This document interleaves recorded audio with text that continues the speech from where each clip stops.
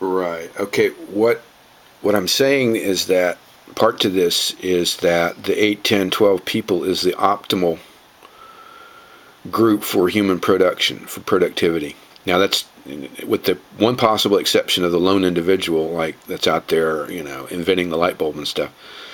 The most productive are those groups of that size. Okay, so um, if you have a major project and there's too few people, you got a problem. If it's too big, you got a problem.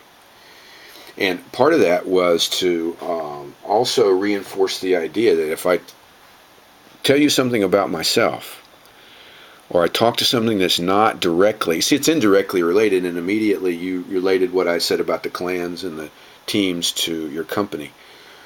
But it doesn't necessarily have to be. I just think that it's interesting. Maybe 100,000 years ago, people lived in units of 8 to 12, and currently today, right now, they work in groups of 8 to 12. So there's some kind of similarity there. It's also telling you something about me that's not work related. That's the chit chat part.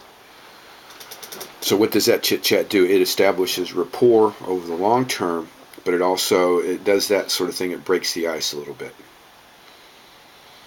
Okay, when you get in a situation and nobody's said anything, everybody's been on their phones or computer terminals and whatnot, and they sit down face to face, that's kind of an awkward moment. So what you want to do is you want to jump on that, break through that ice immediately. So if I talk about the Mets, oh gosh, they're really bad. They had a terrible season. They got to redo this and that. If I talk about the Giants, what's his name? Manning hurt his foot. That's not business related, and it establishes at least on some level of rapport with you. If you're a football or baseball fan, if not, then I would find something else. But that's making me. What I'm trying to do is establish a rapport, break the ice, and establish a rapport,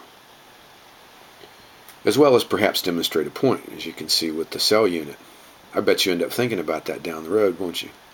It's an intriguing thought, isn't it? That the most productive unit in humans is 8 to 12. It's not 2, it's not 3, it's not 50.